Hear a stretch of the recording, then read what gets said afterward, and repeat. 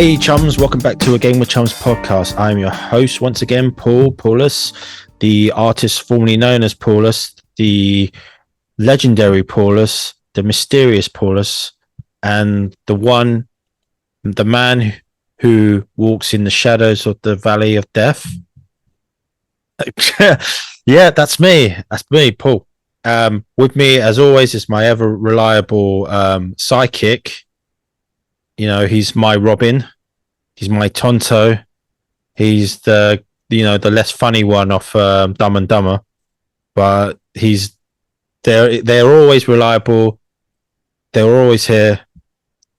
Raws, Mr. Raws, how are you? How the devil are you? I'm all right. I'm just thinking, you've got so many aliases. Police must be after you or something. That's what I said on the last podcast. Some serious trouble. Call me paranoid, but I think there's a lot of people after me, man. Not sure. Every time I walk down the street, someone says hello to me, so it kind of freaks me out. Yeah, I mean, you live in London, so people saying hello to you on the street is just immediately strange. Yeah. Frowned upon. Speaking of that, yeah, I try to go for like morning runs, like twice or 3 times a week, just to like get my blood pumping and stuff. And there's a street I'll go down, a couple of streets, in the sort of Dulwich area. You know, Dulwich is quite a parts of it's really, really like sort of posh, well-to-do, and they smile at you there and say good morning, and that throws me off. Because, you know, as a Londoner, I would go, "Would you fucking say to me?" I'll just give them a dry slap. But they're normally like, you know, people walking their dogs, elderly couple, or people with children, and they normally like smile and say thank you when I let them go past or stop for them. It's really like a lot of thing we've lost here in the city, and I think that's like that in a lot of Western cities. People tend to keep to themselves. And I just say, I don't say Western, I say even Japan, they tend to keep to themselves. But in London, it's very much, you know, don't talk to me, you know, don't look at me. If you do talk to me, there must be something wrong with you. There must be something wrong, or you're after something. But yeah, that's just how it is, man. Scam me in some way. I'm just trying to take my pennies. But anyway, man, like, how you been, man? How's it going? Like, what have you been doing? What have you been playing? What have you been doing? I sound like your dad, didn't it? Like, what are you doing with your life, boy? School. Yeah. Did you get good marks? When's parent-teacher evening? Yeah, so I can give you a fucking good ironing if you've got bad result or get bad report. What have I been doing? I have been continuing to play Jedi Survivor, which is very good. Performance is a bit all over the place on Xbox, but it's very good game. Looks really good as well, even like in the performance mode, which is kind of apparently shockingly low resolution, but then using like reconstruction techniques, it still looks pretty good to me. It still looks pretty sharp most of the time. I have no idea how far I am in it because I don't really get much time during the week to play it. So I've been playing like 20 minutes a night before bed, so no idea how far I am, but I'm enjoying it. It's good. I just left a planet that's in a Star Wars film, which is nice. Because the first one, you don't really go anywhere that you see in like, I suppose like Fortress Inquisitorius is in the Obi-Wan show at this point. And then like Ilum, where you go for your Kyber Crystal, is in The Force Awakens. That's actually Starkiller base in Force Awakens.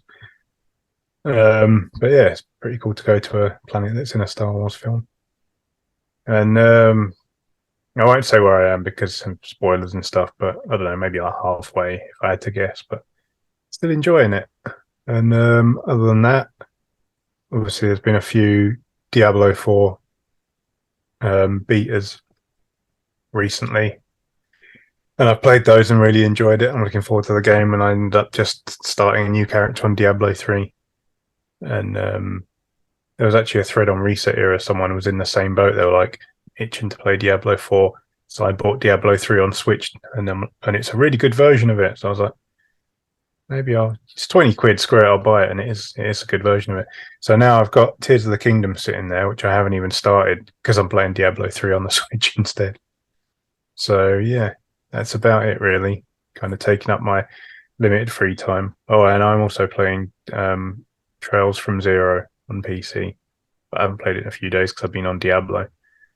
And that's about it. Just working and then using what meager free time we all have in this capitalist hellscape to play a handful of video games for like 15 minutes a day. That's me.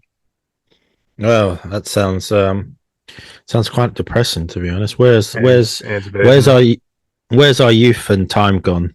The older you get, the less time you get, and when you do have time, when you're older, you're a bit too old, and you sort of like you can't do anything. You just lie in bed all day.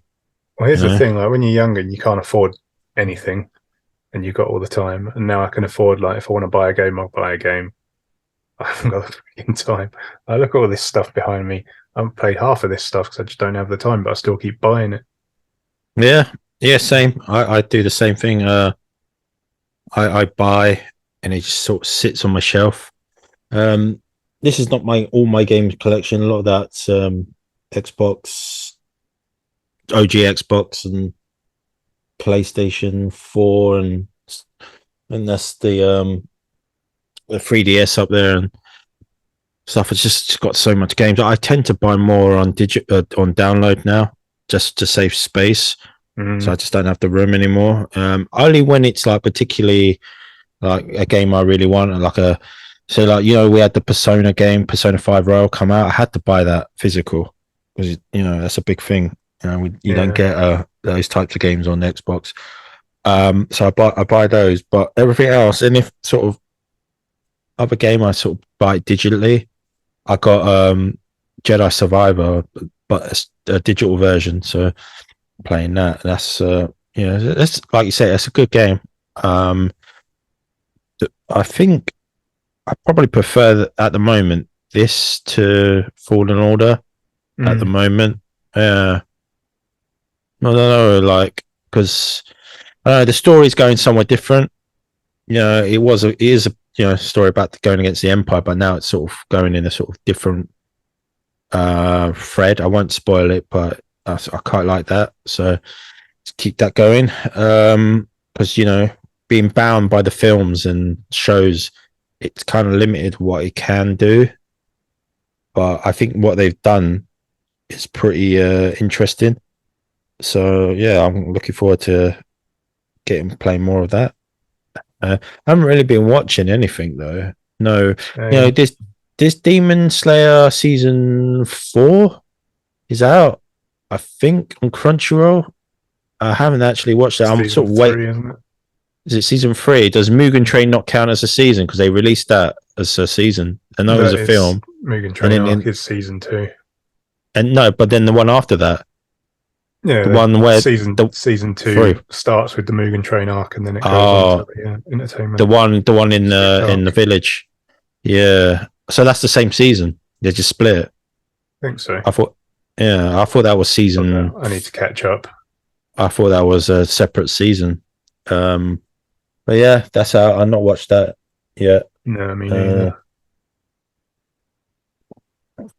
Anything else? Nothing else I've really been watching, to be honest. Like, not much the time. It's a story of unless you work in the games industry, you don't really have time to play games, which is a shame because there's so many games being released, this year. And like you said, Tears of the Kingdom has just been released. I haven't got that yet, but you've got it. You haven't played it, touched it, have you? I haven't even put the cartridge in the Switch yet. I was thinking this week I was at work. I was thinking, maybe Sunday evening, I'll just sit down and play it for a couple of hours. So maybe it is Sunday afternoon as we're recording this. So maybe in an hour or two, I'll sit down and play a bit. But we'll see. I might just end up picking up Diablo 3 again. Yeah, but yeah. It's just unless you're going to win the lottery or something. So time to do the stuff you like doing. Indeed. So what's been happening in the world? Any news? Any gaming news? Any news in general? For the PlayStation Showcase, and Yeah, they're going kind of early this year. I kind of feel like they done that on purpose.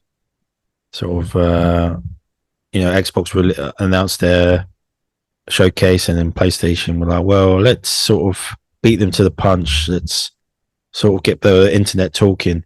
But yeah, that's been the end of May. It is Wednesday, 24th. Oh, this week. Okay. This week, indeed.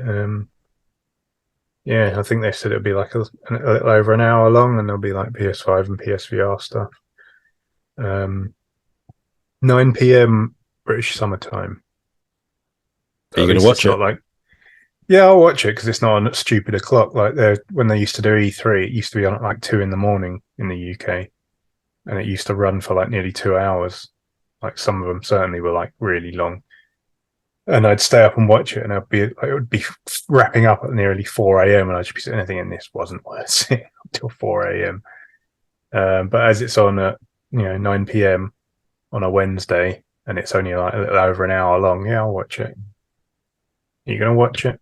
I don't have a PS5, so I don't really have any interest in the exclusives and stuff, but I'll still watch it.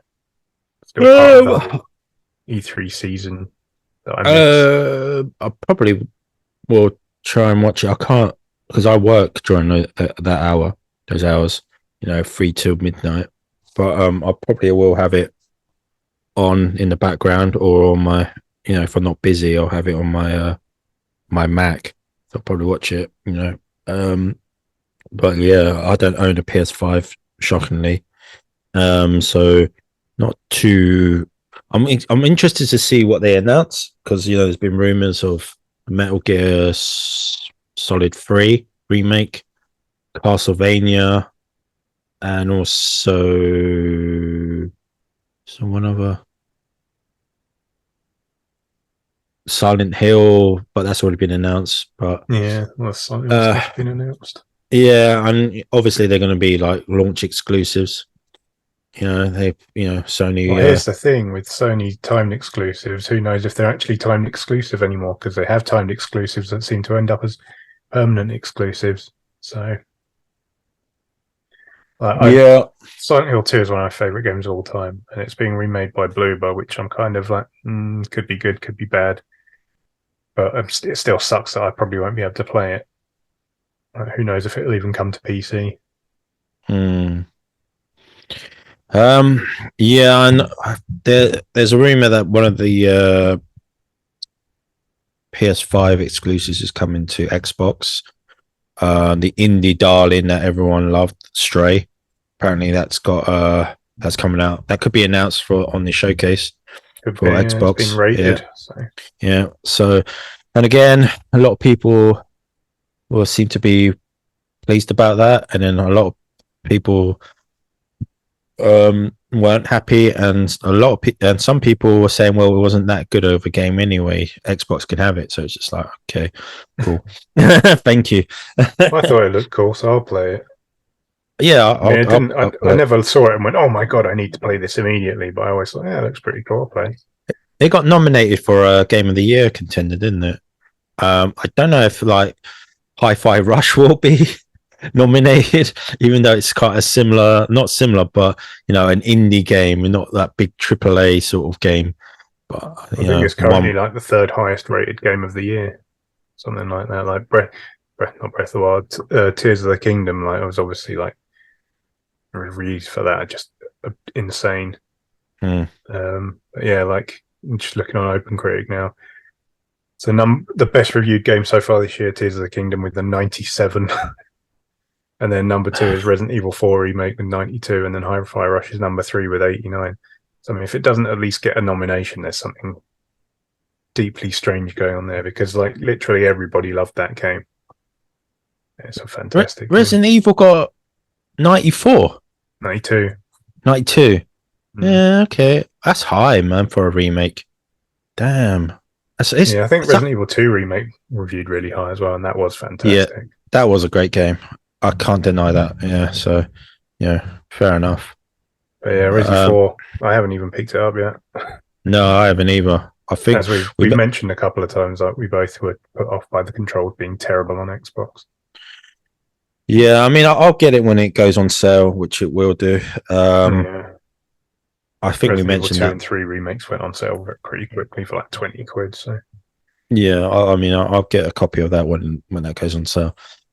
quick yeah, check. Resident Evil 2 remake is also 92 on OpenCritic. So yeah, literally the same score. they're onto a winner there, aren't they, Capcom? With their remakes. 5 though? That's the question. How are they going to do that? How are they going to do that? They could just scrap the co-op and just have it single player and have Sheva AI controlled. I think that'll probably be best. It's a lot of people weren't happy with the co-op aspect of that. Or they could have it drop in, drop out co-op like original, just have the AI better. But I'll just let you pick which one you want to control, maybe. I wouldn't mind playing as Sheva instead. It's the only game she's ever turned up in. Yeah. But yeah, it's like, obviously we did our Let's Co-op a little while ago and hated the game. Despite the fact that we both actually really liked it when it first came out. So I'm curious to see what they do with a remake of that. It'd be interesting to see at least. Yeah, I think they are gonna. They're probably. I'd like to see Code Veronica getting remade. That could do with a remake. That was actually supposed to be the number 3. And I think that game, when it came out, I remember the graphics, especially the cutscenes, were really good. So I remember a friend of mine imported it from Japan when it launched on Dreamcast and brought it around and put it on. And we were just like, "What is this? This looks absurd." It was the first 3D one as well. Even though it still had like the fixed camera angles, but it was all fully 3D. Fucking tank controls on that as well. Tank controls. Yeah. That's awful. Never been a fan of tank controls. Yeah. I'd quite like to see him remake that. Could actually turn it into a good game. Yeah. Well, anything else? Any other news? Nothing that's popping off the top of my head.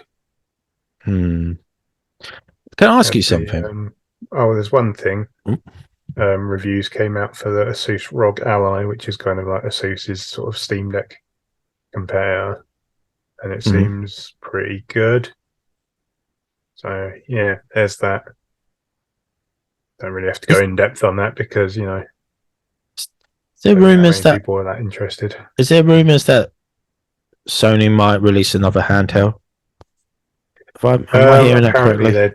They're supposedly going to release a cloud-based handheld that lets you like. But oh no, competitors. Well, we should talk about that as well. The deals that went through for the regulatory agencies in certain countries. EU sanctioned that, so that's been approved. China has also approved it. The deal going through. The deal it being the acquisition by Xbox of Activision. So the UK CMA have blocked, and they're looking kind of. I don't know, like we're looking kind of stupid here because first time. And the first time we've looked stupid on the world stage. We're kind of looking like a laughing stock here, and it's probably. I think even the UK government are stepping in, and going, "Hey, this is looking bad, guys. It's looking bad for business. We don't want to be, one of the tech giants, and we're the only ones trying to block the deal." And people are talking about, if the UK blocks it and the other regulatory systems allow it, could Xbox skip the UK? And who's the CEO of Microsoft? Satya Nadella. He was asked that question. He just said, very coy, saying, "Well, we'll see how this plays out." Yeah. Yeah, I don't know what the like people are saying, they'll pull out of the UK entirely. They're not going to do that. That would be stupid. Absurd. Whether or not they refuse to offer Activision games on Game Pass in the UK, or if they get rid of xCloud in the UK or something. I don't even know if that'd fly, but I don't know. It's a bit of a mess because without the CMA's approval, the deal is dead. Like they can't close the deal without that, because otherwise they just face enormous fines, like on a daily basis, I think, until they undo it. Yeah. I think it's like it can be up to like 10% of their global turnover fines. So it'd be like billions, which wouldn't be good. And then, if they entirely pulled out of the UK, then that wouldn't be good for anyone. Certainly not the UK government, because most of the government runs on Microsoft systems. Like I work for a government department. Everything is using Microsoft's software. So if they pulled out of the country and kind of crippled the government over a gaming deal, then I think pretty much every government around the world would be looking at them going, "Oh, I guess we all better start transitioning away from their products if they're going to act like that." So I don't think that's a realistic option. But yeah, I guess we'll see. Like they've got to appeal to the Competition Appeal Tribunal, and apparently that can take like a couple of years, if not more. So this is going to drag on for ages. But yeah, like China passed it with no restrictions. The EU passed it with some remedies on cloud stuff. And the EU basically said like, "Oh, we don't feel like cloud clearly isn't a separate market. It's just a subset of the existing market." And then the CMA kind of angrily reacted to that. They're kind of looking like a bit of a weird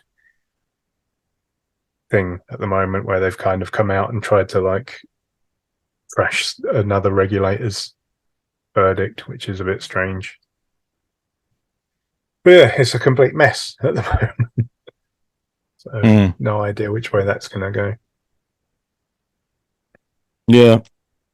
So yeah, it's very very concerning.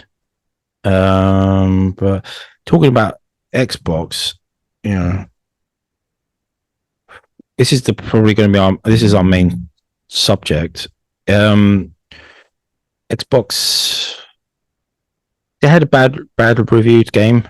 Redfall that came out and was quite bitten. Huh? One badly reviewed game. Yeah, that's what I'm saying. They had a bad. I'm just emphasizing it. Yeah, one badly reviewed game that came out, Redfall, which the Metacritic score is probably 50, 49, something pretty low. No, it's in the 50s, I think. Yeah. 58 on OpenCritic, so it'll be around about the same on Metacritic. So yeah, that's come out, and that got poorly reviewed, and now it's the end of Xbox. A lot of videos have come out, a lot of articles have come out saying, there's only so much that the fans of Xbox could take, and Starfield is coming out in September, and this could be the last chance for Xbox, and if not, the company will dissolve. Somebody's been reading IGN. Yes, we're going to get to that, mate. We're going to have a little discussion about the negativity, and it seems to be biased against Xbox. But yeah, we've been noticing for a while. It's not just with Redfall, but it's been quite a common sort of thread that people have been talking about Xbox. They need to release, their games, and there's some of them been pushed back, and people getting a bit annoyed. But they've released a lot of games, and a lot of them have been high scores, in the 80s. But the Redfall came out to poor reviews, and now it seems like Xbox is in the last chance saloon. And I just want to talk about that. Like, we'll get more into particular outlets that are prophesizing doom and gloom. But can I just point something out quickly? Mm-hmm.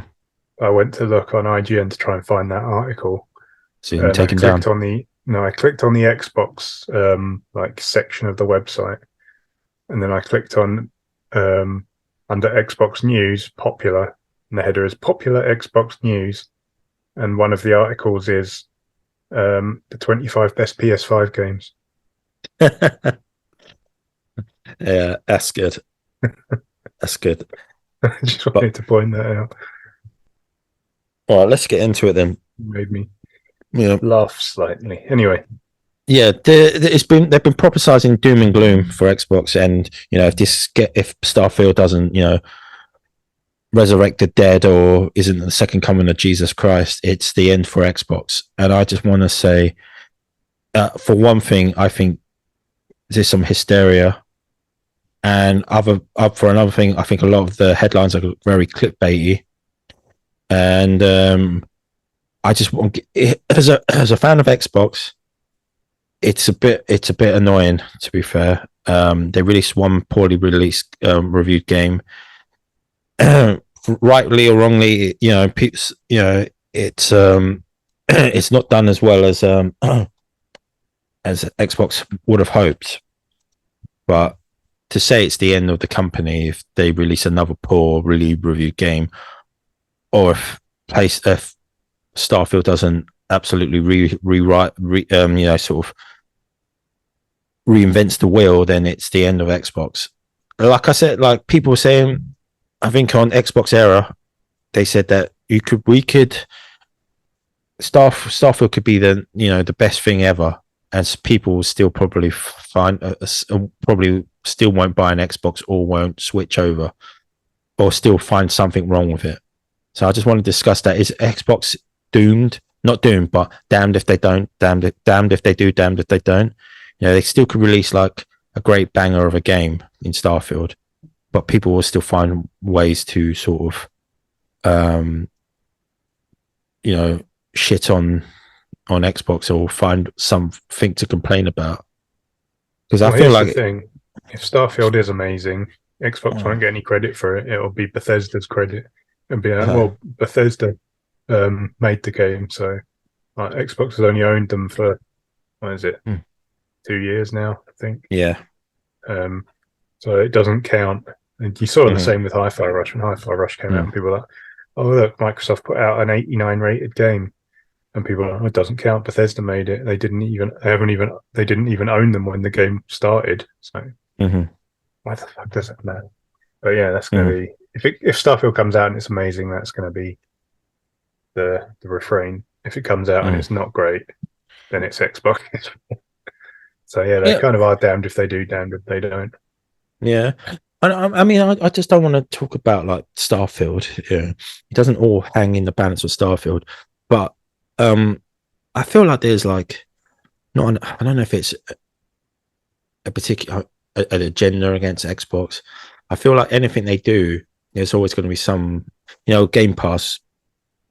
Like people have been praising Game Pass, but there's been little articles jabbing at Game Pass, almost like it was like a fanboy wrote it for PlayStation or something. There was one particular one on Screen Rant, and they said, I quote, Xbox Game Pass currently doesn't have a very packed year, and the service can't just rely on Bethesda's Starfield to carry it alone. I mean, come on. Yeah, because we always know ahead of time what is coming out on Game Pass for the entire year, don't we? It's not as if they announce drops of games every 2 weeks. We know, obviously, we know everything that's between now and the end of the year, and it's only Starfield. Yeah, that's definitely. It just seems like it's crap. I mean, that's just the title. So I haven't actually read the article. I would advise you don't waste your time. It just seems very clickbaity, and it's a little jab at Game Pass.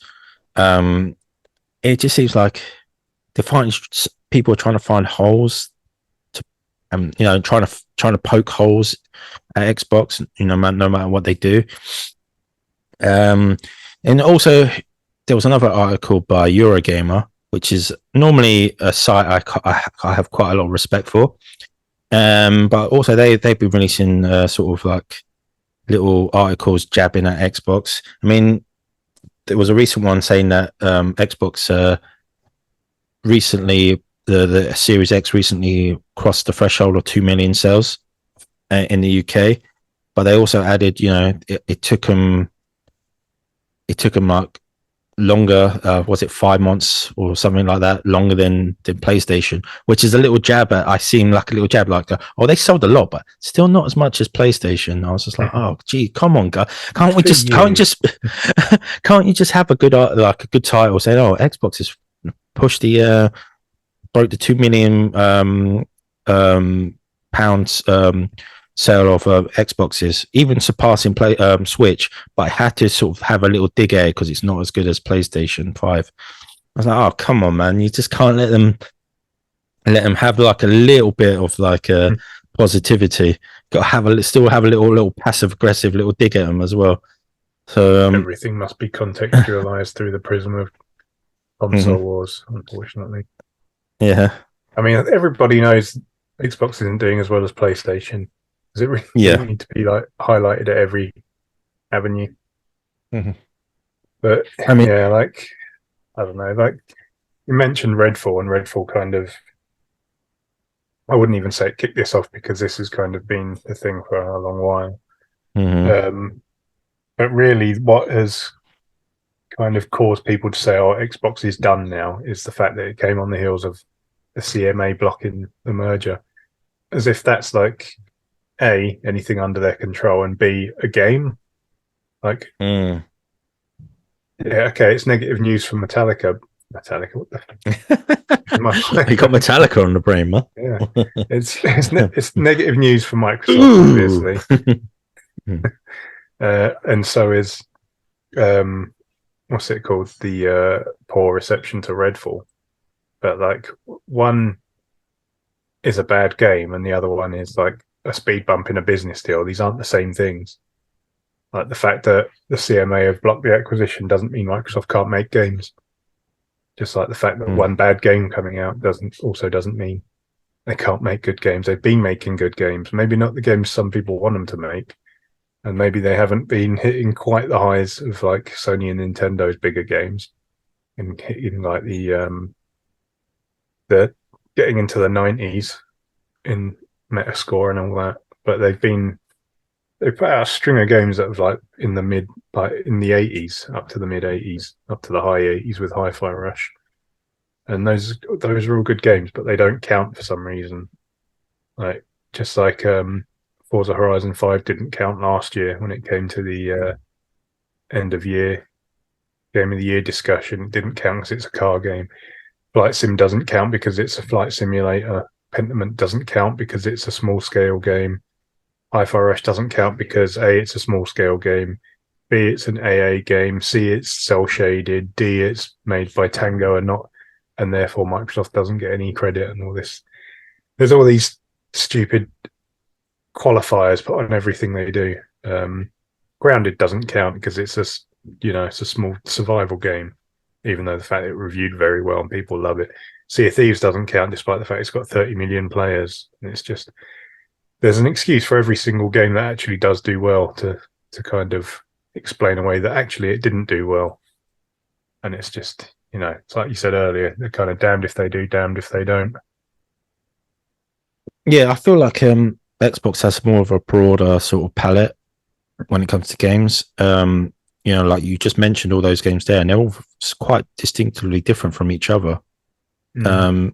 So I feel like PlayStation seem to cater, people expect them to do the big, cinematic movie sort of style games, which Xbox can like do the AAA experience. They've done it. They've proven they can do it. But I just think that, financially that's probably very expensive, as PlayStation know.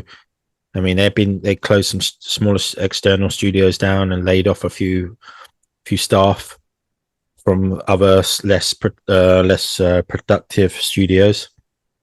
They must be, it does cost a lot of money to produce, even if the game's a hit. To recoup all that money, to market in as well and everything like that, it costs a lot of money, man. Yeah, you need deep pockets to do that.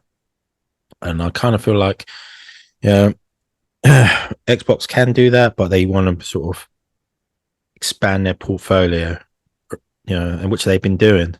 They have had so many sort of varied like games that they've released. Like Sea of Thieves when it first released, that got shit on so badly. Everyone shitted on it, pretty much. It was universally shit upon. People said that it won't be around for like less. They'll probably shut the servers down in 6 months. You remember when Skull and Bones was announced and people were like, rip Sea of Thieves? Yep. Skull and Bones still not out. And Sea of Thieves has 30 million players. It's just gone from strength to strength. So, yeah, people, they've got their audience. Their audience has gotten bigger. Previous people who said they didn't like Sea of Thieves have played it and they enjoy it. It's a fun game. And, that's what the whole point of it was. They always said, Rare said, we're going to like add to it. This is not the final product. So it is, a live service, which is now a big buzzword and sort of a hated buzzword in the community. It was just like when, DLC and, cosmetic like payments and loot boxes, they were hated, and now it's just the norm. Unfortunately, for better or for worse, it's just that's how the future of gaming. Well, loot boxes have kind of by and large gone away, at least. It was a form of gambling, wasn't it? Yeah, you still get microtransactions in every damn game, obviously, but at least these days it's more like you want a thing, you pay the money, you get the thing, rather than you want a thing, you pay the money, and you get a chance to get the thing. That's what I wanted to say. That's what the word I was looking for. Microtransactions. They were hated back in the day. I remember a lot of people do still hate them. I'm still not a massive fan of them, but they're kind of here to stay now. They're a part of it. It's just here to stay. Love it or hate it. Companies have got to recoup those costs somehow, man. Selling the game, at full price still isn't enough. Obviously games have gone up. From $50 to $70. It's a huge amount. Well, they were 60 before that in the US. Mm-hmm. They jumped to tenner in the US. But then some games are 70 quid here, where they were 50 quid here. So it's been a bigger jump for us. Well, it sucks. So yeah, that's why Game Pass is so useful, appealing to people, because you can get these day one releases. You only have to pay a monthly fee, and a lot of people love it. And also, you've got people who, no matter what, they will always hate it, because people still they go on about, I want to own the game physically. Well, you can still buy it physically, or you can buy it digitally. You can still own it. It's just an option there for you. And a lot of people will take that option. This is when the person arguing that point doesn't actually know what they're talking about. They're like arguing a kind of what they perceive something to be about, and like, oh, I won't get an Xbox because I like having physical games. Like, you can still do that. No, it's all Game Pass now. It's like, no, you can still buy games. Like, it's sorry, go on. Carry on. I've just got something in my mouth. It's just one of those times where you can see that the person, like, there was an argument spawned by IGN article. There was a big thread on a Reset Era about it, and you could tell the people that don't ever actually pay any attention to Xbox unless there's negative news, making arguments in the thread, because they're all like, well, yeah, I mean, Xbox don't release games, they don't have any games, and it's just like, and they're like, oh, they put these 3 games out, but they were all like really poorly received. And you're like, no, they weren't poorly received, they were well received. Like, and it's just like, it's clear you don't pay any attention to the Xbox, but you wanted to come into the thread and like get your negative take in. It's like, why even bother? It's the same kind of deal. Like, people that don't pay attention to a certain thing always want to argue about that thing. And I don't understand it. Yeah, definitely. Are we crazy? Is there a sort of bias against Xbox from gaming media? I think are we being paranoid? I think among some there is a desire to kind of so some sort of put narrative against them. Microsoft in their place a bit, because they're kind of seen as the evil empire that kind of muscled in on video gaming.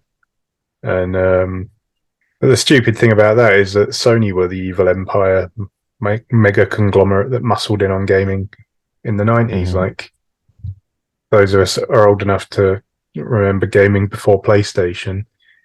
When PlayStation entered the market and started buying up developers and signing exclusivity to everything in sight, people on like Nintendo and Sega systems were pissed off at the time. And we're like, oh, here comes this big bully throwing their money around. Like, first Tomb Raider, like, this is kind of pertinent because of, we all know what happened when Microsoft signed Rise of the Tomb Raider as a timed exclusive. The internet went fucking nuclear. Oh boy, yeah. And part of that was because people are like, oh, well, it's always been associated with PlayStation. Really, it's a PlayStation franchise. And it's like, yeah, tell me you don't know what you're talking about. The first Tomb Raider came out on the Saturn first. And then the second one, Sony money hatted it. They signed a deal with Eidos and Core Design to get fully exclusive Tomb Raider 2 and 3 on console. That's why it's associated with PlayStation, because PlayStation went in and threw their money around. And then, 20 years later or whatever, Microsoft does the same thing, and suddenly it should be illegal or something. But like, everything that people hate Microsoft for, Sony have done before. Everything that people hated Sony for way back then is stuff that Nintendo had done before. It's all just it's just stupid. But yeah, like, back to the point, like, I do think there is a desire among some people to be like, I want Microsoft to fail because they're doing it in the wrong way. Like, they're not doing it the right way. They're not taking part in organic growth, which is like a big buzzword on internet forums these days and Twitter, which is just a stupid term. Yeah. But there is, like, people will give Microsoft shit for stuff the other two have done and kind of hand wave it. Like, I remember someone bringing up that Tomb Raider point around the time when the Rise of Tomb Raider news was new. And someone was like, oh, well, that was years ago, so it doesn't count anymore. I'm like, sorry, what? Exactly. Just like the stupidest defense you could possibly have. I mean, we talk about gaming media, trying to play into this sort of a narrative. IGN, we mentioned them before. They released an article. Here I have it. The title: Starfield feels like Xbox last chance at redemption. I mean, what the fuck does that? After they put out one bad game. Yeah. I just want to emphasize that again, like I did at the beginning. They put out one bad game recently, and the sky is falling down. It's like, this is the subtitle, and it's a game that everyone expected to be bad. Yeah. And it was straight from reveal. People were like, "Oh, this doesn't look like what I want Arcane to make." Yeah. It's no secret. It's no secret the gaming community is kind of angry at Xbox since Redfall released. It really felt like the straw that broke the camel's back. See, it's exactly what I'm talking about. People are conflating it with the CMA blocking the deal, and going, "Oh, Microsoft are really up against it now because that got blocked, and then they put out a bad game. Everything's going wrong." It's like those are two completely separate things. Like, yes, they put a bad game out. Everyone's put a bad game out. And it's just, I don't really know what to say about it, to be honest, other than, again, to say they put out one bad game. Everything else they've been putting out has been at least good, and then like ranging up to very, very good, like Hi-Fi Rush and Psychonauts 2. But again, those don't count because Microsoft didn't fund them from the minute they sprang into reality inside people's brains. So it doesn't count. That's the thing that winds me up the most. I think the whole of this doesn't count, that doesn't count. It's just so stupid. Yeah, I know GameSpot have also released. It feels like a lot like big gaming outlets are sort of jumping on that bandwagon. Well, they are, because that's kind of how it GameSpot works. You've got to get the hits. did a similar one with. But you've also got to remember they're catering to an audience that is the PlayStation audience is a lot bigger than the Xbox audience, so they're going to cater to the the highest number of people, and they're obviously going to jump on that bandwagon. Not necessarily saying that's a bad thing or a good thing, but that's just kind of how it works. Especially in gaming websites and magazines have gone to the wall. A lot of gaming websites and podcasts have gone to the wall as well. So you've got to keep the lights on, and you've got to do that by getting hits. Might not like it, but unfortunately that's the reality of it. But it would be nice if they weren't just kind of feeding into the over-the-top negativity of it all, where it's just like, at least kind of have some kind of nuanced take on it. Maybe highlight the fact that it's one fucking game. I don't know if I've mentioned that already yet. Yeah. Well, Phil Spencer came on a podcast to talk about the how Redfall was released in the not so desirable state, and people sort of took his words. Took it, but people, what Phil said, people took as like Xbox sort of throwing in the towel. We're not going to be able to out console the PlayStation. That's people willfully misrepresenting what he said. Like he said, even if like Starfield is an 11 out of 10, people aren't going to sell their PlayStation 5s and run out and get Xboxes. And I mean, yeah, no shit.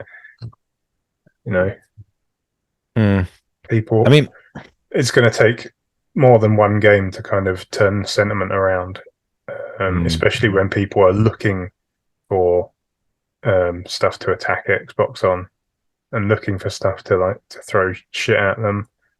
And it's going to take more than one game to turn it around. It's going to take a consistent amount of releases that are all very, very high quality. And they've been doing that. But they've put out some really well received games in the last couple of years. And it's like the online discourse changes, or at least attempts to change reality by like people saying, "Oh, well, Halo Infinite was a huge disaster and a bad game," and it's like, no, it came out and it was reviewed very well, and every part of it was reviewed very well, multiplayer, the campaign, but yeah, it was missing a couple of modes at launch. Forge wasn't there, Cult wasn't there, which are both there now. Infection is coming as well, so they're continuing to build on it. But the sentiment turned on it when the multiplayer stuff started coming really slow. Like they started pushing updates back and pushing modes back and stuff like that. And then like news came out of like people leaving the studio, or the studio being scaled down and stuff. And that's kind of changed the sentiment around the game now to it was always a bad game, when it was never the case. So now like Halo Infinite doesn't count now towards the list of good games Microsoft's been putting out, because people have decided that what actually happened didn't happen, and what they actually believed to happen did happen. And it's just stupid. The same thing happened to Halo 5. When Halo 5 came out, it was generally well received in terms of gameplay. Like campaign gameplay was well received. Multiplayer was very well received. The story was a bit. Everyone was like, "Yeah, the story's not great." And then, like a few months after that, that morphed into Halo 5 is a bad game. And there's still people that parrot that now. Many people that never even played it just know that it was a bad game based on absolutely nothing. And it's the same things happen with Infinite, and it's just you don't tend to see these kind of switches in sentiment for like Nintendo and PlayStation games. And it kind of leads me to believe that it's just people looking for stuff to pick at, and then over time sentiment changes until actually the opposite is true. Yeah, I watched a video by the just a second. There was a video I watched. It doesn't really have much to do with Xbox per se, but it was by the Escapist, and Yahtzee Crenshaw. He does zero punctuation. He said he did a video sort of saying, is AAA killing video games? Because people expect the hyper realistic graphics, the facial animations, the game to be on par with like a big budget Hollywood production, and people seem to be forgetting about games being actually fun, quirky, and different. Now, not all games have to be clones of each other. Having the top level like cinematics and voice acting. He said, "What's wrong with just games being fun, having a unique art style?" And I kind of watched that. He didn't mention Xbox or Sony in so many words, but you could tell what he was trying to say. Like he just, not every game has to have like these high end, like sort of hyper realistic cinematics and, sort of like Last of Us sort of story, like, or like productions. Some games you just want a game to be fun, to have its own unique art style, to have your own unique gameplay elements, which I kind of feel like Xbox does do. I mean, you just look at like Ori and the Blind Forest, for example. I mean, look at that. That's got a unique style. Sea of Thieves got its own unique style. Grounded, obviously. Pendament. And, like, they all have their own sort of, Hi-Fi Rush. They all have their sort of unique style. Of course, they're not like the big, bells and whistles, like, cost like 500 million to make game. But isn't that what gaming's about? Like, why can't we have these? Like, look at Tears of the Kingdom, the Zelda game that like struggles to get to 30 FPS, and some of the graphics are fucking blurry as fucking look outdated, but people still enjoy it because it's a Zelda game and it's good and it's fun. But why can't we, like, why can't Xbox sort of get praise for these sort of games it releases? I mean, like, you got Flight Simulator, you just flying a fucking plane for God's sake, but people still enjoy that. But how come they don't get the praise? I don't feel like they get enough when they release a good game, and when they do get release a good game, it doesn't get the praise, or there's people finding something wrong with it. So it kind of annoys me in a way. And watching that video, it kind of sort of, I agree with Yahtzee. He's a big, like, people don't know he's makes these 5-minute videos about video games, and he does it in a sort of cynical, sort of sarcastic British style, like sort of like Monty Python-esque sort of way. But I agree with him there. It's just like, yeah, having those games is good, but they cost a lot of money and time. The development cycle of some games is like 4 years, and sometimes you got crunch involved in there. Like people get stressed out, and it costs a lot of money. I mean, like, some of the in 10 years' time, if you look back, he said that if you look at Elder Scrolls Oblivion, and at the time that graphics looked fantastic, now they look shit. When they're not shit, but they're dated. He says those sort of graphics date. If you got something unique, it doesn't have to look human. It doesn't have to look realistic. These games, like, look at Undertale. He said that game will never date because the graphics is just like simplistic. Nice, and it's a fun game. To it back to another series you mentioned, Wind Waker. Like, Wind Waker still looks amazing. Yeah. Jet Set Radio still looks amazing. Hi-Fi Rush is going to look amazing for years to come. Especially like in higher resolutions as well. Higher resolutions for like colourful cell shaded games just makes them shine even more. Mm-hmm. But yeah, there's kind of a sentiment around a lot of kind of hardcore gaming circles that only AAA games, the industry is only AAA games. Those are the only ones that actually matter. And I just can't get on board with that. More and more as time goes by, I find those games less and less interesting. I barely play any of them these days. Like, Jedi Survivor is very much that kind of game, and I'm enjoying that. But the last one I played before that was No idea. Couldn't tell you. Just because I couldn't just play games like that all the time. I'd get so bored because they're all very iterative. They all take things from each other and from other games. And it's like I remember IGN did a poll a year or so ago, maybe, and it came out that according to this poll, the greatest video game of all time is God of War 2018. And I played that game, and I was like, yeah, it's all right. Like not trolling here. I know people will assume this because you can't say something not glowingly negative about a game that's like most people think is very good. If you asked me to give that game a score out of 10, I'd have given it a 6. Like Wow. it's fine. It's Wow. literally is just a grab bag of every modern AAA game design thing. Like, oh, we've got to have progression. So you've got skill trees in there. Get this skill and it gives you an extra 0.125 frost damage. Yay! You've got to have gear because every game needs gear now. This new chest piece gives you 0.3% extra defense. Like, I don't give a shit about this stuff unless it's meaningful. It's just time wasting. And but yeah, literally to me, God of War 2018 was just everything. It was every modern AAA video game design element thrown into a game, and that's fine. It was completely competent. It looked very good. Story was fine. Didn't really do that much for me, but then never really been into God of War. But more and more games like that are just boring me because they all share so much with every other game of that type, and it's just like it kind of gets to the point where it feels like the only thing different is like the visuals and the story, and that's not really enough for me these days. Unless it's something like, Fallen Order, which is part of the reason that's appealing to me is because it's Star Wars and you're running around with a frigging lightsaber.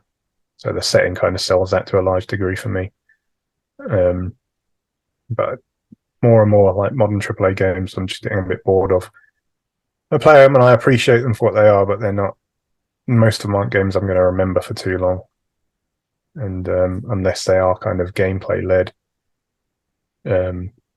Which is why I do appreciate Halo, because Halo is very gameplay led, even though it is still a big modern AAA production. But it's still like it just feels really fun to play. Yeah. So, how do you feel the Xbox showcase will go? And if it does go well, do you still think people will have criticism about it? Here's my prediction. You can quote me on this. This is how the showcase is going to go. It's going to start up. Please welcome Phil Spencer, CEO of Microsoft Gaming. Phil's going to walk out on stage and he's going to look into the camera and go, "We are closing down Xbox. Goodbye." And then he's going to walk off stage. My drop. They're done. Yeah. They're done. Nothing they can do. They're done. Yeah. No, I think it'll be a good show. They've got a lot of games. They've got a lot of games, and we've said this before. So I understand like skepticism on this point because we've said the same thing. They need to start showing some of these games that are in development that we've only seen like CG of, like Avowed and Perfect Dark, Fable, State of Decay 3. We've only seen CG for this stuff, so we need to start actually seeing gameplay. But they've got a lot of stuff in development. Maybe we'll see some more of Hellblade 2. That was like what 3.5 years ago now that was announced. We've only seen a tiny little bit of it, so you got to think that's probably got to be one of the ones closest to release out of all the stuff that's been announced over the last few years. But I don't think it's going to be make or break like a lot of people. You're going to see that in the next week or two. People are going to be saying this is make or break for Xbox. If they don't have a good show, they're done, which is as stupid as that IGN article is. I think one thing that holds them back a bit now is that they don't sign any big third-party exclusives anymore. They've kind of left that entirely to Sony, which doesn't help, because then you've got, Sony just have their absolute pick of whatever third-party stuff they want to buy up. And it feels like Microsoft has kind of abdicated that area of responsibility. When we say they have their smaller stuff, when we say Sony have their pick of third party exclusives. It means like the titles, because they don't buy developers or your publishers. They seem to, their strategy is more will cherry pick Well, they have games. bought a ton of development studios in the last few years. But yeah, in terms of like, not big. Like they won't buy Konami or Capcom well, those or are Square publishers. Enix. They're not going to buy. Yeah, that's what I meant. That's what I said that as well. I said like publishers as well. Like they won't buy them. They'll They bought sort a of load pick of their. studios. And they closed a couple of them down as well, didn't they? I said earlier. Or was it one? Yeah, they closed down Oh. Pixel Opus, which we probably should have mentioned in the news part, which is a very small team, but again, kind of makes you think, why couldn't they just keep them open and let them experiment and do stuff, given they were a small team?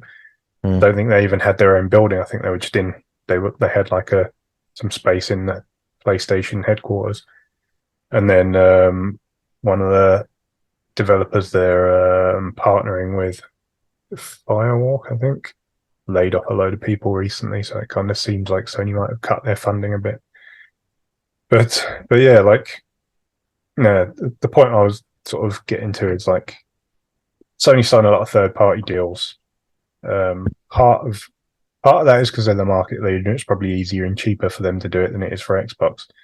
But it's also partly because Microsoft seem to just don't want to do that anymore. Which is, it's their decision, but I don't think it's the right decision, because then it just means like the only kind of third-party stuff they're getting like exclusivity on is like smaller stuff, like Stalker 2 is going to be a big game on PC, but it's always been a PC game. That's not really going to change the conversation around console gaming. Same deal with Arc 2 as well, really. Arc 1 was huge, but in very specific circles. Like, nobody that posts on video game forums gives a crap about Arc 2. And then, like, on the Sony side, you've got like Final Fantasy 16. It's not really a straight fight in a lot of ways. Arc 2 might end up selling more copies than Final Fantasy 16, but most people on message boards driving the conversation aren't going to care about it. But yeah, that's one thing I'd like to see them improve. But also, they need to start showing the stuff that's in development. I want Perfect Dark to be good, so I'd like to see Perfect Dark. I want Avowed to be good. I'm pretty sure Avowed is going to be good. It's Obsidian. Like, the only problems Obsidian have ever had are budget problems. Like, they never get enough time and money to properly polish the games, but the games are always very well made. They're always really good RPGs. So now they've got time and money and everything. I'm expecting Avowed to knock it out of the park. So I'm not really worried about that. I just want to see what it is, because I've played most of Pillars of Eternity 1. I like the world, so I'm excited for that one. But yeah, I think they just need to kind of ignore the noise. Not to the point where they're like, oh, we're perfect, we don't need to do anything. We don't need to improve on anything, but filter out all the dumb stuff, like this is your last chance, because that's not really constructive. It's just dumb. Just filter out the noise, focus on putting on a good show and showing us games we want to see. That's what I want to see. Cool. Yeah, man. I'm interested in Everwild. I'm interested to see what that's about. Obviously, if we ever see it again.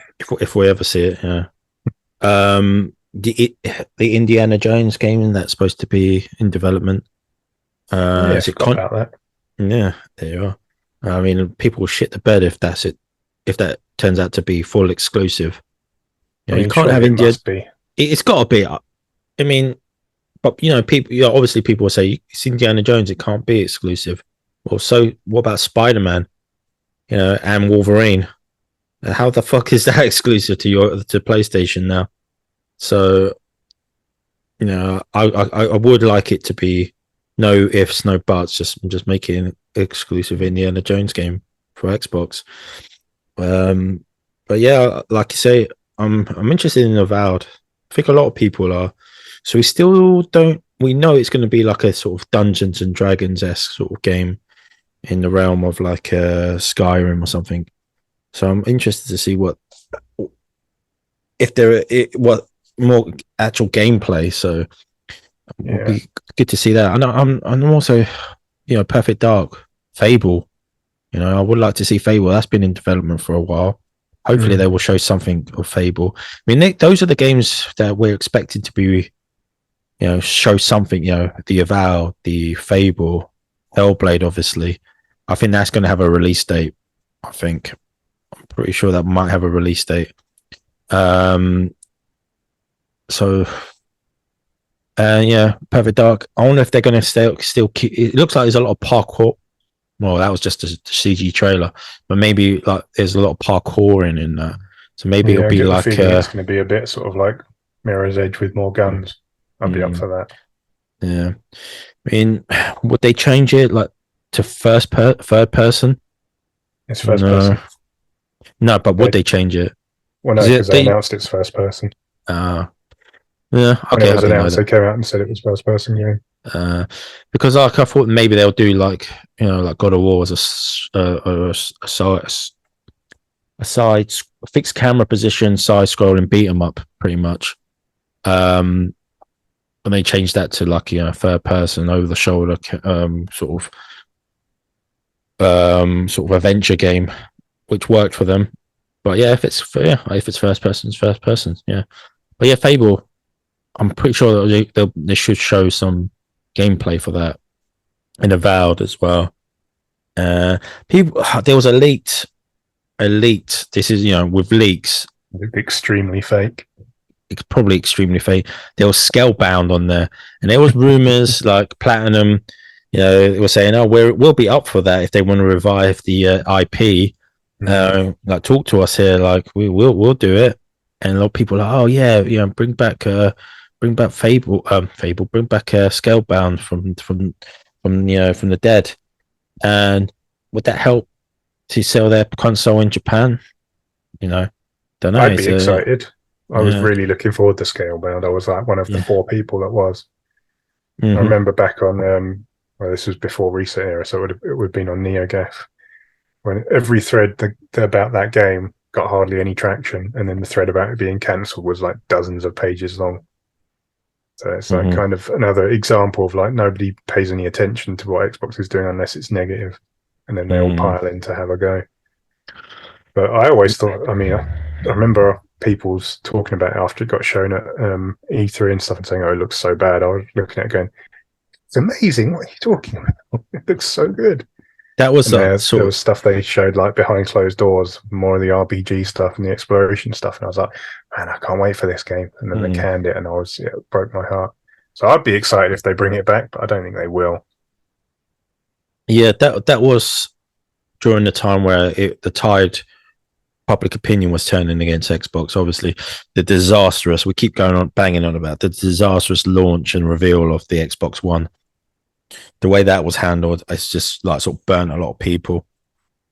Well, like people they were saying, "Oh, we should bring back Rise, Son of Rome." I was like, "Yeah, I mean, what? Yeah, it looked good. It looked fantastic. It still looks good, but isn't that much there? It was fine as a launch game, but."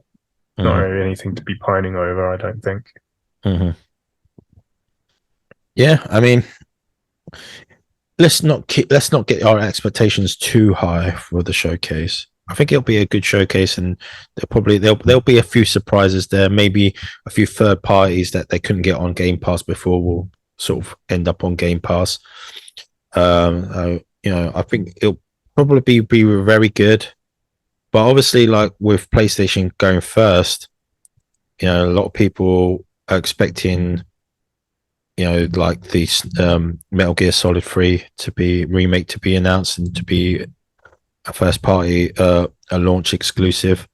Same with Castlevania and stuff. So no matter what, that will probably, say to people, "Oh, Sony have, won that sort of war." No matter what Xbox announces on their or shows on their showcase, Sony have won it just because they've got those their money hat that remake. So it's also when they did that with Knights of the Republic, everyone was like, "Oh wow, yeah!" I was like, I couldn't believe that. that sort of convinced me not to buy a PlayStation. I was like, fuck you, I'm not buying one, because I was on the fence. I was like, I'm gonna probably will end up buying one. And when they did that, I was like, you know what, fuck off. That's what really, because if that was a PlayStation exclusive back in the day, and Xbox sort of gotten it the rights for an Xbox exclusive, people would lose their shit. They go, you can't do that. That's a PlayStation game. When that got announced, back to Rise of the Tomb Raider. Well, there you are. So when that got announced, everyone was just like, haha, yeah, we got that. Yeah, it's great. And I didn't hear anyone go, well, I did see some people go, hey, what about Xbox? And but the majority of it was like, oh, this is great. Yeah. And obviously that the developer, they changed in developer, or did that? I don't know if that's been put on hiatus or something. It's just no. Yeah, I don't know what's going on with it. It sounded like they just stopped working on it. Yeah, so if they found another developer or not. There's no word on that yet. But yeah, just original point. Is there an agenda? I mean, I would expect like the people working the journalists who work in the gaming industries to be more sort of partisan, but it seems like a lot of them are, well, they're obviously fans of gaming, but they're fans of particular platforms, because you like they said on Xbox era, the review codes that a lot of gaming platforms asked for were 75% PlayStation 5. So there's a big like sort of like preference for PlayStation. So when a new third-party game gets released, a lot of the gaming outlets will ask for a code. When they get asked if do you want to review it, they will ask for a PlayStation code. So there is like users will be, or reviewers are PlayStation sort of not fanboys, but fans. The majority of them preference. It's the preferential. It's a preference. The preferred platform. That's the word I'm looking for. Which is fine. Yeah, everyone has a preference, but it's when you start going a bit silly with it. And I mean, this is a point I've made a lot of times, but again, going back to Rise of the Tomb Raider, I'm going to talk about this game that much because it was just such a stupid reaction to it. But every outlet after that was announced was like, every interview they did about the game, it was like, yeah, anyway, forget all that. When's it coming to PlayStation? And you never see that when a game is announced as PlayStation timed exclusive. Like, nobody asks. Nobody in the media has asked where Final Fantasy VII Remake is. Nobody in the media has asked if 16 will actually come to Xbox, given what's happened with 7 Remake. Like, a game is announced as timed exclusive for PlayStation and nobody cares. And she's like, oh yeah, cool, looks good. And I'm like, that's it? That's all you're going to say? Got nothing else? Because you were very, very vocal when Rise of the Tomb Raider was an Xbox timed exclusive. I think obviously Xbox sort of content creators do ask that content creators do, but people that write for gaming sites don't. You never see it. Why is that not? Why are those questions not being asked? Yeah, I don't know what to say. I don't know, because I want to know as well. When there was that big announcement from Square, everyone thought they were going to announce that Final Fantasy VII was coming. The remake was coming to Xbox. It's coming to Steam. And that was their big announcement. It was on Epic Game Store, but the big announcement was it was coming to Steam. Yeah. Cheers. And then we got Crisis Core announced for Xbox. That still makes no sense to me. Why even bother? Anyway, we've gone over this 1,000 times. Yeah. So is there a bias against Xbox? Yes and no, I feel. I feel it's very easy to write an article saying that, this is Xbox's last chance or this is their chance of redemption. The fuck they got that from? Just to get the clicks, because people will click on an article if it's like sort of bashing a brand in a way, because it's very popular at the moment, especially since even more so, no matter what, all the good that Xbox done, Game Pass, the acquisition of some studios, reviving old dead franchises like Fable and Perfect Dark. No matter what they do, the praise they get is like a tenth of the hate they get for when they don't make a mistake, which was a poorly reviewed game in this case. One poorly reviewed game.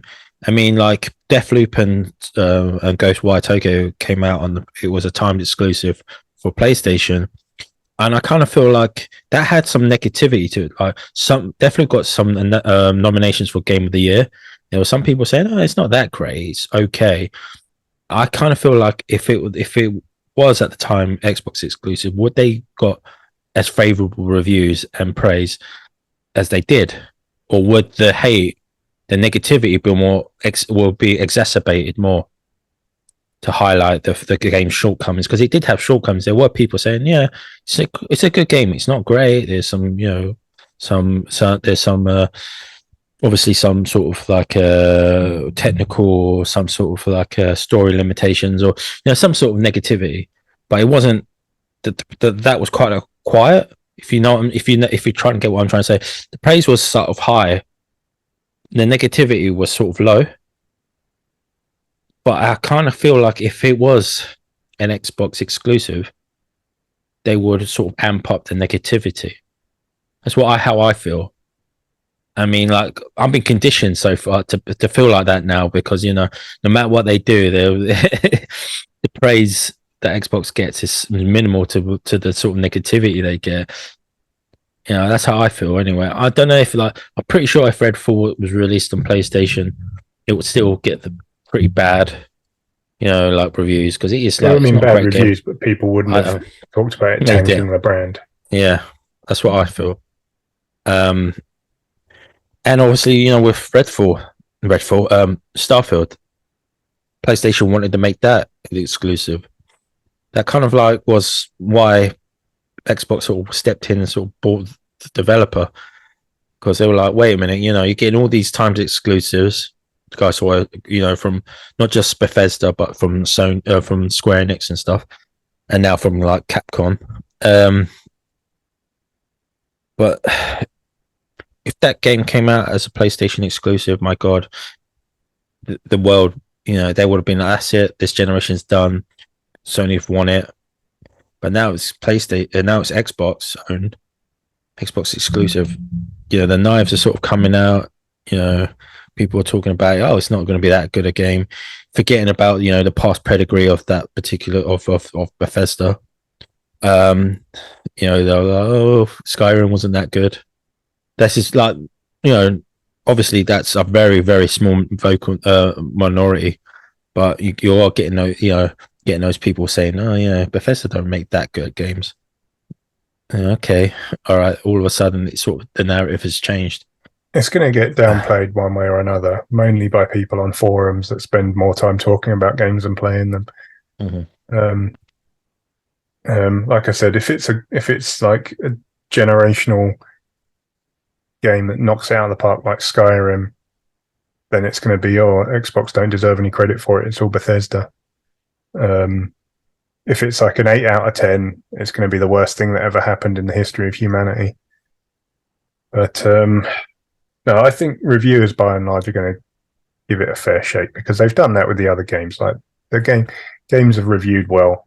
Like Halo Infinite reviewed really well. Psychonauts 2 reviewed really well. Grounded reviewed really well. Pentiment reviewed really well. Hi-Fi Rush reviewed really well. So I think most people in the media will give the games a fair shout, even if they do have like their own preferences. But it's the people talking on forums that are going to kind of set the narrative. Because it's like I said, like people are talking about what the year-end Game of the Year nominations are going to be. And obviously, Zelda's going to be up there. I think Diablo 4's got a good chance of being up there. A few people are like, oh, Hi-Fi Rush should definitely be up there. And loads of people are like, No, why should that be up there? It's a small game. It's like the third best reviewed game of the year so far, and as a game that basically everyone that played it and reviewed it loved, but to some people it doesn't count because it doesn't meet some certain arbitrary threshold in their head. So it's going to be all the discourse around it is just going to be a mess, regardless of the reviews, to be honest. And it's not going to be fun to watch. Yeah. I pity moderators of gaming forums because it's not going to be fun. Yeah. But, what can you do? All they could do, all Xbox can do is keep plugging away and releasing games. And, we do know that they got so many games that they're got in development. So all they can do is just keep releasing them in a good state. Redfall was released in. Yes, let's not do a Redfall again. Yeah, let's not do that. Not have it in 60 frames on console. But I think our last podcasts have been sort of not downbeat. It's just video games. It's not like the end of the world or anything like that. But hopefully our next podcast will be a bit more like sort of happier and not having to talk about negativity and stuff. So yes, but I think we'll leave it there, Mr. Ross. What do you think? I think so. I'm just kind of adding on to that point, negativity that is kind of permeates online discussion in pretty much every facet of life, to be honest, because the vast majority of people seem to be drawn to negativity for some reason, and I hate that. I don't really get it, and I don't enjoy it, and I don't join in on it when it's you go on a forum thread and it's just like so over the top, cynically negative, and you just go and do something fun for folks. So yes, let's please talk about something fun next time. We've done a few of these. It makes sense to talk about this stuff because that's kind of the discussion that's ongoing at the moment. Like the last few topics we talked about, so it makes sense to address those. But yeah, I don't want to spend all of our time talking about negativity and negative stuff because it's just most of it's stupid. Yeah. Cool. Yeah, we'll be doing a sort of more light-hearted podcast on a totally different subject in about 2 weeks' time. But yeah, the PlayStation showcase is this Wednesday. I don't think I'll watch it. I won't live stream it like I plan to do for the Xbox One because the Xbox One's on a Sunday. And just we'll be live streaming it on our Twitch channel. Mr. Oz will be joining me via Discord. So you can, we'll grab some couple of cold ones, maybe a little snacky, like a little crisps, because we've got to get seated in because I think it's going to be about just an hour and 40 minutes, both showcases, like all together. I know it's going to be Xbox have got a longer one than PlayStation for their showcase. Yeah, I'd imagine it's probably only 2 hours all in because you got the Starfield directly after, haven't you? Yeah. It's probably going to be 2 hours blocked out. The PlayStation one is probably going to be about 60 minutes. There'll be a lot of VR stuff, third party, probably announced Bloodborne 2. So yeah, I'll probably do I'll probably do a reaction video to it because you know how well that reaction videos do, and I better not criticize it like I did last time because some people get a bit annoyed about that. But so that's it for us. Thanks for listening, thanks for watching. You can get this podcast on most podcast platforms. I think pretty much all of them apart from Apple Music or Apple Podcasts as it's called. But everywhere else we're available. So yeah, and a shout out to the people who listen to us in the UK, which seems to be all coming from Wales at the moment. So cheers boyos. Cheers boyos. How do you say Wales in Welsh? Sipru Cymru, I think it is. Cymru, CRM. Okay. Anyway, Cymru. Take it easy, boyos. Thanks for listening. Thanks for watching. We'll see you again. Oh yeah, and continue to watch our Let's Co-op Halo Infinite videos. It's fun. It's a fun game. It's fun. It's good. Don't let the people that never played it tell you it's a bad game, like is apparently the truth these days. Yeah. So, yeah, thanks for watching. Thanks for listening. And we'll see you again on the flip side. Bye-bye. Bye. Dun.